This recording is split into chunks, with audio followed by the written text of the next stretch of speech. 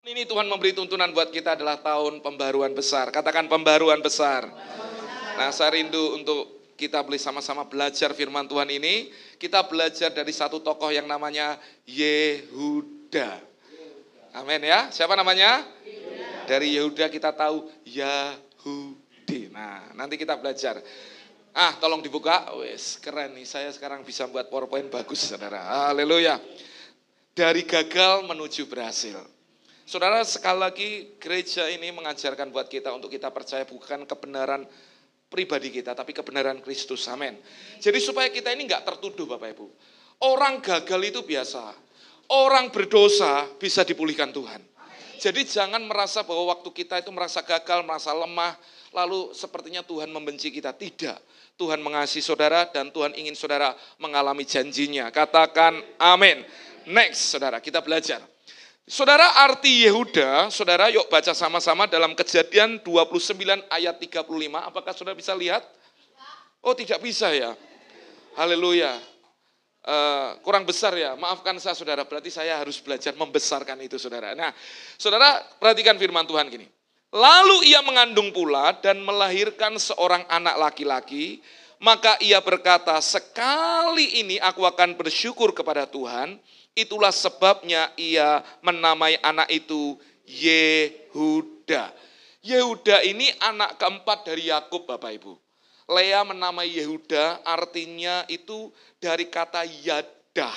Yang artinya itu memuji dan bersyukur. Ngomong ke saya, memuji dan bersyukur. Nah saudara perhatikan ini. Saudara Yakub mencintai Rahel. Waktu Yakub mencintai Rahel maka bapaknya Rahel disuruh Yakub ini kerja, tapi di malam pertamanya dikasih kakaknya dulu Lea. Lalu Lea ini merasa tidak dicintai, tetapi Lea anak Yakeh, Bapak Ibu.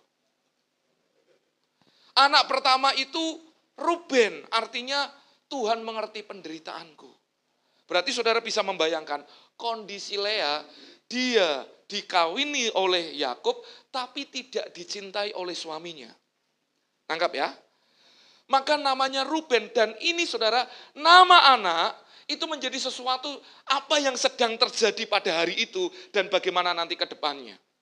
Maka saya percaya tempat kita, semua anak-anak kita namanya pasti baik, betul ya? Nggak ada yang namanya Yudas Iskariot di sini. Betul, pasti nggak ada.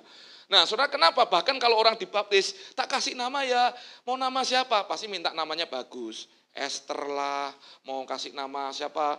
Priscilla kah? Jarang ada yang ngomong, Pak, saya mau Pak namanya Yudas Iskariot. Gak ada itu. Kenapa? Karena mati gantung diri dan dia mengkhianati Yesus. Ruben artinya Tuhan memperhatikan, sekiranya Tuhan perhatikan penderitaanku. Yang kedua adalah Simeon. Simeon artinya sekali lagi ini Tuhan pasti akan membuat aku diperhatikan. Jadi tujuan Lea ini supaya mendapatkan perhatian suaminya. Yang ketiga lahir anaknya Lewi. Sekali lagi Tuhan akan mengikatkan aku dengan suamiku. Tujuannya itu masih kepada suaminya. Tapi di anak keempat lahirlah Yehuda. Yang artinya dia mulai yang awalnya meminta perhatian manusia, dia mulai tertuju pada Tuhan. Sekarang aku memuji-muji nama Tuhan. Namanya bagus Bapak Ibu. Tapi sekali lagi saya mau berkata, apa yang menjadi nama, menjadi sebuah destiny ke depan, tujuan ke depan, apa yang Tuhan akan kerjakan buat anak ini. Dari nama Yehuda ini. Tetapi ketika saya menyelidikinya, ternyata semua tokoh dalam Alkitab itu, kalau Alkitab ngomong gagal, ngomong kelemahan, ternyata juga punya banyak kelemahan di sana. Dan kita perlu belajar bahwa anugerah Tuhan yang melayakkan tokoh-tokoh ini, sehingga dia mendapatkan tempat perhentian, tempat kemuliaan yang datangnya daripada Tuhan. Katakan amin. Next, selanjutnya. Yuk, saudara kita baca sama-sama. 2, 3. Kadang kita bisa dalam situasi sulit atau penuh penolakan. Tetapi Tuhan dapat membuat kehidupan kita menjadi pujian baginya. Saudara, Yehuda lahir dalam kondisi mamahnya tertolak oleh papahnya. Tapi lihat kondisi yang tidak baik. justru membuat akhirnya anak keempat yang bernama Yehuda menjadi sebuah pujian di mana Tuhan mendatangkan anugerah yang besar di sana. Jadi kalau hidupmu hari ini dalam situasi, kondisi tertolak, kondisi kita kurang baik, atau bahkan maaf ini, mungkin di antara kita sedang, Pak, saya sedang berbuat salah, Pak. Kelihatannya menghukum saya mau berkata, Tuhan tidak menghukum saudara. Tuhan ingin mengubah kehidupan Bapak Ibu, supaya hidup Bapak Ibu justru menjadi kemuliaan bagi nama Tuhan. Katakan amin. Katakan haleluya. Ayo tepuk tangan yang meriah buat Tuhan kita. Haleluya. Jadi saya mau berkata, tidak ada satupun orang yang ada di tempat ini yang lahir secara sia-sia. Bapak Ibu Saudara punya yang namanya destiny Tuhan. Maka setiap proses cerita hidup kita ada Tuhan di sana. Kenapa? Karena sesungguhnya Tuhan ingin mau berkata kepada kita, hidupmu belum berhenti nak. Masih ada rencana Tuhan yang digenapi dalam hidup kita. Seperti Yehuda. Namanya bagus, tapi lihat prosesnya. Selanjutnya, next. Yehuda menjadi identitas suku pilihan Tuhan. Kalau saudara lihat, dari Yehuda ini, yang nanti ujungnya kita akan lihat dia punya kegagalan, justru Yehuda nanti bisa melahirkan, Yesus itu lahir dari keturunannya dia. Yehuda, Daud, sampai Yesus Kristus. Padahal kalau kita lihat saudara, kalau saudara lihat nanti ada 3 nama wanita yang disebut di sana. Yang intinya wanita ini semua nggak benar, ada 3 ini. Tamar, Rahab, sama Rut. Tamar ini, nanti kita akan lihat menantunya. Dikawini bapaknya. Rahab, perempuan pelacur. Yang ketiga, Rut, perempuan Moab yang harusnya nggak masuk hitungan. Tapi kenapa dari seorang Yehuda akhirnya bisa sampai kepada keturunan Yesus? Ternyata semua itu ada dalam rencana Tuhan yang besar. Jadi gini Bapak Ibu maksud saya. Bapak Ibu kalau lihat Tuhan itu membuka pasalnya itu pelan-pelan. Dan nanti di gambar besarnya Tuhan mau berkata, ada kemuliaan yang Tuhan siapkan bagi orang-orang yang berjalan dalam rencana Tuhan ini. Amin. Jadi jangan merasa menyerah di sini. Tuhan punya acara dalam hidup kita. Saya mau tanya, apakah hidup kita semua baik-baik saja? Siapa yang pernah hidupnya buruk, tolong angkat tangan. Semua pernah buruk? Pernah jahat? Yang masa lalunya pernah jahat, tolong angkat tangan. Lui, ternyata nggak ada yang malaikat semuanya. Termasuk pendeta nih Bapak Ibu. Cuma bedanya mungkin ada yang ngaku, pendeta ini belum ngaku aja gitu loh. Kan gitu aja. Tapi saya mau berkata bahwa ternyata proses itu semua mendatangkan kebaikan untuk Tuhan itu dimuliakan. Jadi saudara, Yehuda akhirnya menjadi identitas suku pilihan Tuhan. Yehuda Bapak Ibu adalah suku, salah satu suku yang paling besar. Dan akhirnya dari Yehuda lah lahir keturunan raja-raja. Maka dari sini saya melihat dari orang yang awalnya lihat situasi yang tertolak justru menjadi pujian dan ujungnya Tuhan menyatakan rencana yang besar. Next, sekarang kita belajar kegagalan Yehuda. Dalam Kejadian 37 ayat 26 sampai 27. Ayo baca sama-sama. 2, 3. Lalu Yehuda berkata kepada saudara-saudaranya, apa untungnya kita membunuh adik kita, menyembunyikan darahnya, marilah kita jual dia kepada orang Ismail ini. Siapa yang dijual Bapak Ibu? Yusuf. Siapa yang ngusulin? Berarti Yehuda itu kesel sama Yusuf enggak? Iya, sampai adiknya sendiri dijual. Jadi Yehuda ini, dia tuh kesel juga sama Yusuf karena dapat mimpi. Lalu Yusuf ini diusulkan jualai. Saudara, waktu saya lihat ini, ternyata Yehuda itu mengkhianati Yusuf. Dia egois, Bapak Ibu. Egois itu dosa enggak? Mementingkan diri sendiri itu dosa enggak? Dosa, Bapak Ibu. Dan setiap kita ini punya yang namanya rasa itu, Bapak Ibu. Kalau istri berkata bahwa dalam pernikahan semua uang suami adalah uang istri. Tapi uang yang sudah masuk ke rekening istri, itu tidak bisa ditarik. Tidak bisa dikeluarkan dengan cara apapun, kecuali istri mengizinkan, kan gitu tuh. Tapi seringkali istri kurang mengizinkan dan tidak mengizinkan. Sebenarnya ngomong apa? Pada dasarnya manusia punya yang namanya egosentris. Selalu mau apapun pengennya kita. Saya mau tanya, suami kalau sakit yang rawat siapa? Tapi kalau istri sakit, yang rawat siapa? Oh, istri. Betul. Egois. Aku dulu. Nah, tapi sama sih. Sebenarnya itulah kecenderungan hati kita.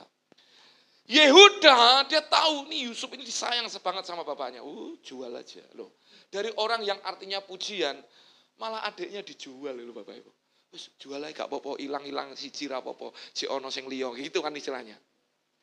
Waktu saya lihat ini Bapak Ibu, ternyata ini kegagalan dia.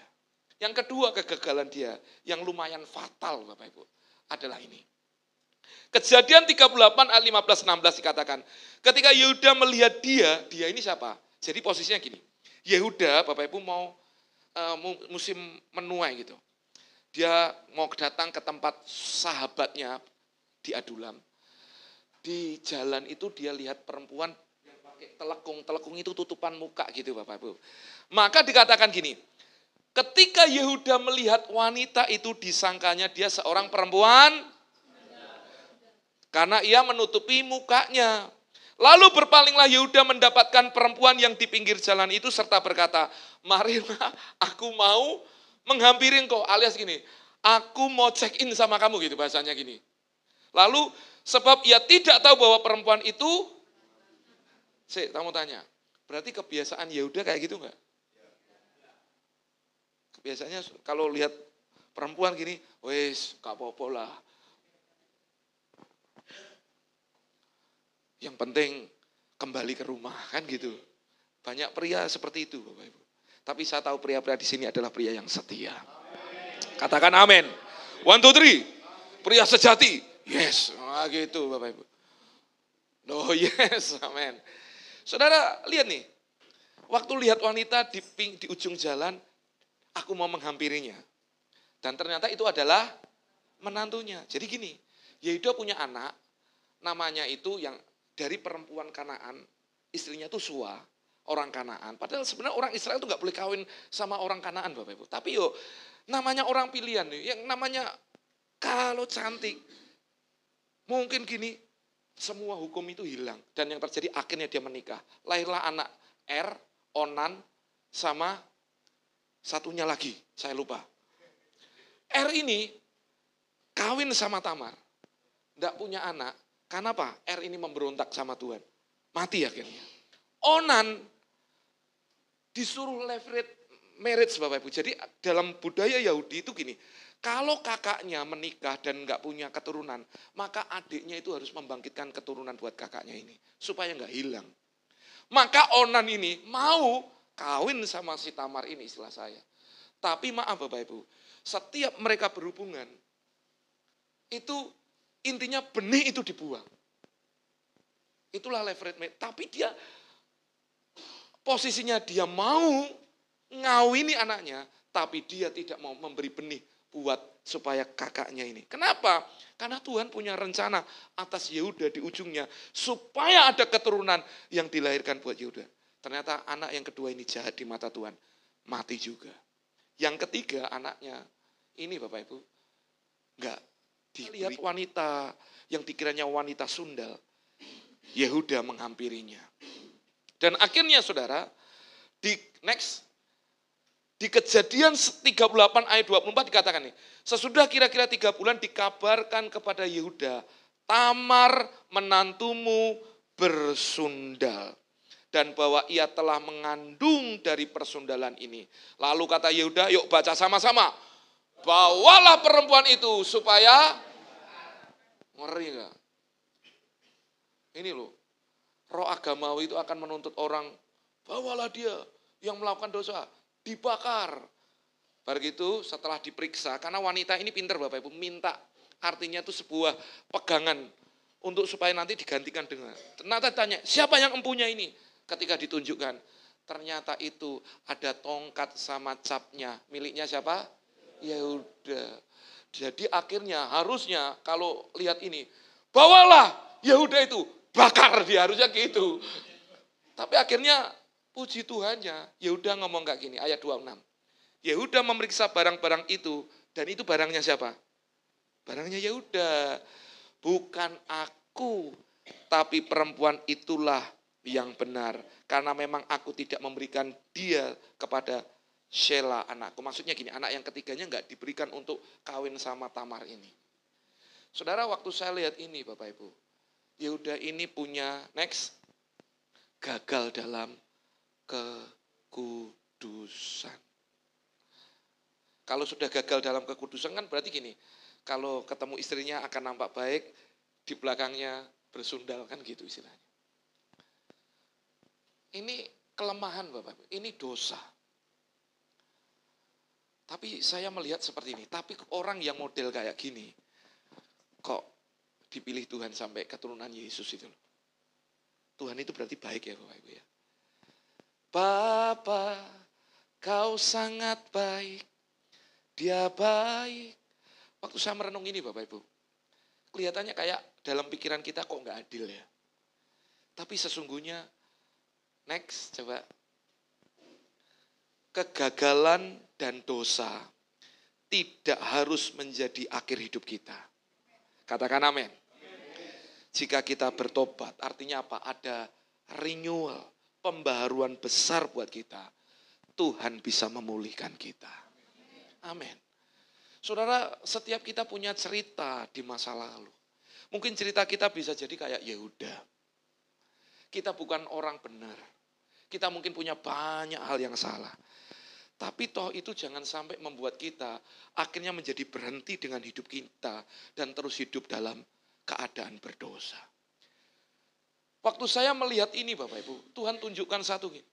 Kalau hari ini kita merasa ada dalam kondisi di persimpangan atau kita ada dalam kondisi sepertinya jauh daripada anugerah Tuhan, kita jauh dari kehendak Tuhan. Percayalah, kegagalan dan dosa bukan akhir saudara. Karena akhir hidup saudara adalah saudara akan menjadi kemuliaan bagi nama Tuhan. Jadi jangan pernah kutuk hidup kita dan berkata, aku tidak berguna lagi, aku orang jahat, pantas Tuhan hukum saya. Saya mau berkata, cabut perkataan itu. Tuhan tidak hukum saudara. Tuhan ingin Bapak Ibu saudara diberkati oleh Dia. Katakan amin. Mungkin saudara berkata, loh Pak, harusnya Pak orang yang kayak gini dihukum. Enggak tuh. Tuhan justru ingin tunjukkan gini loh. Kalau saudara nanti baca tentang kisah Abraham sekalipun. Abraham ini juga bukan orang yang sempurna. Suatu kali Abraham saudara, dia datang ke negerinya Mesir. Waktu raja itu lihat akan istrinya Abraham cantik. Istrinya dia ngomongin, nanti nih ditanyain, ngomong ya, kamu ini saudara adikku. Loh, bojo dia ngomong adik. Dan Sarahnya ngomong, iya. Akhirnya raja lihat itu, ayu yo. Diambil Bapak Ibu. Loh malam harinya, Tuhan tuh bicara sama raja itu, jangan sentuh wanita itu. Sebab dia orang kudus. Dan minta supaya Abraham berdoa untuk supaya tulah itu berhenti di kerajaannya. Loh saya mau tanya, raja ini salah apa Bapak Ibu? Dia ngomong siapa? Adiknya. Wajar nggak dikawinin raja? Wajar. Tapi yang bela siapa? Tuhan. Kenapa? Karena Tuhan punya rencana atas hidup Abraham. Jadi ini, kuasa setan, kuasa si jahat tidak mungkin menjauhkan saudara dari rencana Tuhan yang besar. Selama saudara tetap berjalan dalam anugerahnya. Jangan berhenti Bapak Ibu. Ngomong kasar. Tidak berhenti. Jadi saya mau ngajak kita semua. Mari tetap berjalan dalam tuntunan Tuhan. Amin. Gagalan dan dosa itu bukan akhir saudara. Tapi saudara harus tetap berjalan maju. Alkitab berkata, yang berjalan dengan mencucurkan air mata, pasti akan menuai dengan sorak-sorai. Kenapa? godaan itu Bapak Ibu, dia akan nunggu saat yang terbaik untuk melemahkan kita. Jadi saya mau berkata, tetaplah maju ya. Katakan amin. Nah, pembaruan besar apa yang Yehuda lakukan? Next. Saudara, Kejadian 44 ayat 32. Jadi posisinya Yusuf sudah jadi orang kedua, orang besar kedua di Mesir. Maka Yusuf itu mau nahan Benyamin, adiknya Yusuf. Tapi lihat ini saudara. Di Kejadian 44 ayat 32 dikatakan, sebab hamba ini telah menjamin anak itu terhadap ayahku katanya. Jika aku tidak membawa dia kembali kepadamu, maka akulah yang menanggung kesalahan itu untuk ayahku seumur hidup. Artinya apa? Dia berani bertanggung jawab. Kalau yang pertama, dia rela Yusuf dijual. Tapi hari ini, jadi orang yang gak egois lagi. Dia ngomong gini, ini Benyamin jangan diambil. Karena bapakku ada di Goshen. Ini kasihan kalau anak ini bisa mati nanti. Biar aku yang jadi tanggungannya. Anak ini biar pulang. Saudara, waktu saya lihat ini Bapak Ibu, inilah perubahan yang terjadi kepada Yehuda. Kalau awalnya dia justru yang menginisiasi supaya jual Yusuf. Tetapi setelah beberapa pasal kemudian, Yehuda mengalami perubahan. Yehuda menawarkan diri untuk menyelamatkan Benyamin. Yehuda berubah dari egois menjadi seorang yang siap berkorban. Ngomong dengan saya, siap berkorban. Lawan dari mementingkan diri sendiri atau egois adalah berani berkorban. Amin. Ia bersedia menjadi budak demi menyelamatkan Benyamin, saudara kandung Yusuf. Jadi saudara, Yehuda ini sudah mengalami dalam beberapa proses itu yang mengubahkan hatinya. Tentunya saya berani berkata, di sanalah proses Tuhan lewat kehidupan mengubahkan hidup Yehuda dari yang egois jadi orang yang berani berkorban. Katakan amin. Selanjutnya saudara, dari hal ini saudara, saya melihat bahwa Yehuda mengalami perubahan yang besar. Dan akhirnya Yehuda itu terima berkat Tuhan. Kalau saudara baca di Kejadian pasal 38 saudara, setelah dia tahu bahwa itu Tamar yang artinya dia bersetubuh dengan dia. Semenjak saat itu dikatakan bahwa Yehuda tidak lagi bersetubuh. Alias apa? Yehuda benar-benar dia mulai ambil keputusan untuk dia tidak melacurkan dirinya dengan hal yang salah. Maka waktu saya lihat ini Bapak Ibu, dalam hidup kita, apapun proses itu, walaupun saudara mungkin merasa, Pak kadang saya berjalan nurun, ingat 2024 sepertinya kita ngalami Yordan dibawa turun. Tapi di tahun 2025 Tuhan membawa perubahan besar. Ada pemulihan, ada restoration yang besar, yang seutuhnya yang akan Tuhan terus kerjakan. Sehingga yang terjadi dari orang egois, akhirnya menjadi orang yang rela berkorban. Dari orang yang terus jatuh dalam persundalan, dalam kenajisan, dalam perzinahan. Akhirnya menjadi orang berani ngambil keputusan. Aku mau tetap hidup benar di hadapan Tuhan. Saudara, akhirnya di ujungnya itu yang membawa berkat buat Yehuda. Kejadian 49 next. Ayat yang ke-10. Berkat yang diterima Yehuda adalah berkat yang berbeda. Hanya dari satu kejadian dia berani berkorban di sana. Saudara, ketika dia ngomong Yakub memberikan berkat buat anak-anaknya. Tetapi kepada Yehuda ada satu berkat yang berbeda. Dikatakan gini. Kejadian 49 ayat yang ke-10. Yuk baca sama-sama. 2, 3. Tongkat kerajaan tidak akan beranjak dari Yehuda. Ataupun lambang pemerintahan dari antara kakinya. Sampai ia datang yang berhak atasnya. Maka kepadanya akan takluk bangsa-bangsa. Artinya Yehuda terima berkat kesulungan Bapak Ibu. Dia menjadi pemimpin atas saudara-saudaranya. Yehuda yang hidupnya tadi enggak benar-benar amat, ada banyak cacatnya, ada banyak celahnya. Tapi ketika dia mengalami pembaruan besar, Tuhan mencurahkan berkatnya atas Yehuda. Engkau akan jadi pemimpin atas saudara-saudaramu. Dan dari Yehuda ini lahirlah keturunan raja-raja. Waktu saya melihat ini Bapak Ibu, Tiba-tiba Tuhan tunjukkan ini. Next. Tuhan itu enggak melihat masa lalu. Tetapi dia melihat bagaimana hati kita yang diubah olehnya.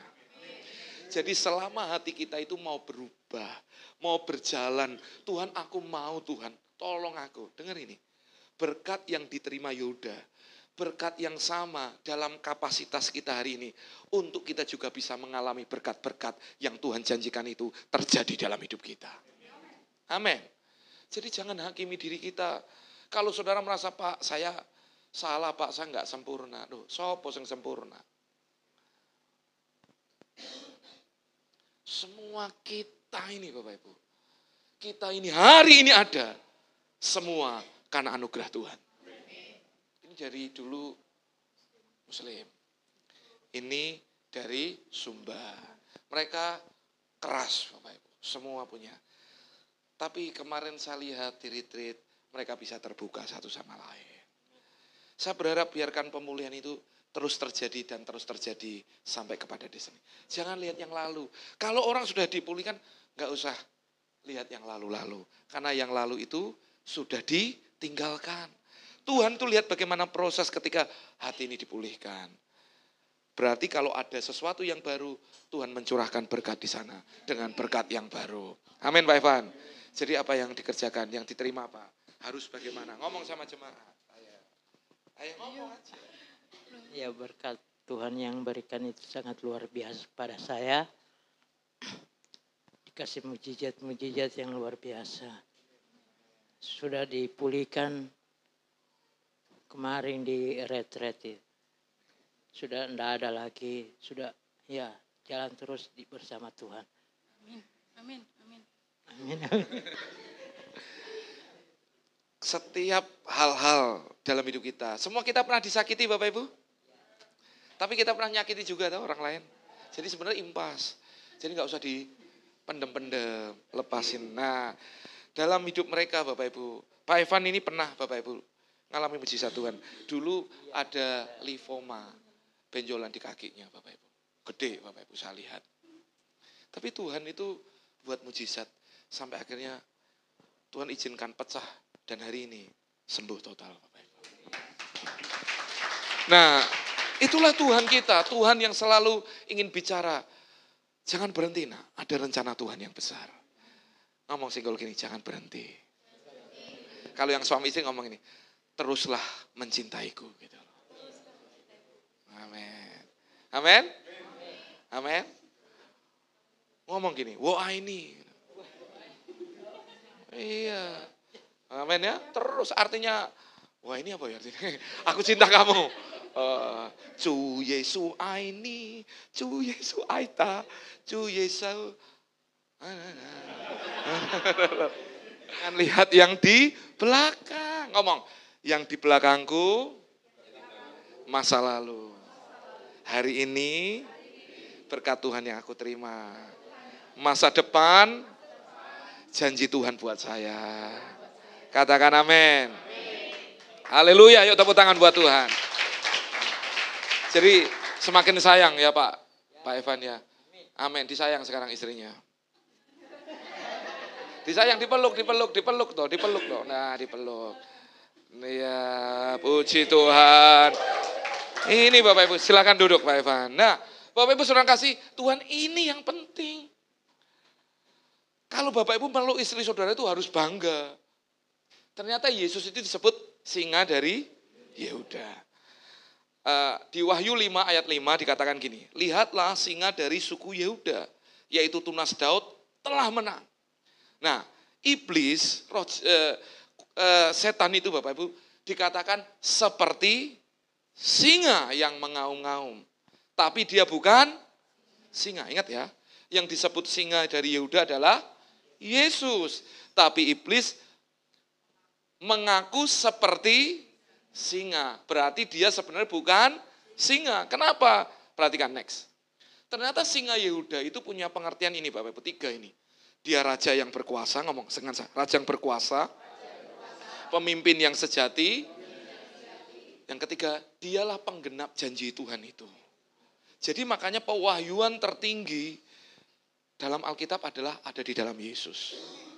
Setelah Yesus gak ada lagi nubuatan, gak selesai ada di Yesus. Maka saudara, waktu saudara percaya di dalam Yesus, dia adalah Lion of Judah. Dialah sebenarnya sebagai raja yang berkuasa atas hidup kita. Maka waktu kita menyerahkan hidup kita kepadanya, sebenarnya kita sedang berkata, berarti setiap janji Tuhan yang dijanjikan Tuhan dalam hidup saya pasti bisa tergenapi dan tidak ada yang gagal. Kenapa? Karena Tuhan, Lion of Judah, ada di dalam kita. Katakan amin. Nah saudara, dari sini saya menyimpulkan terakhir, next, ini terakhir.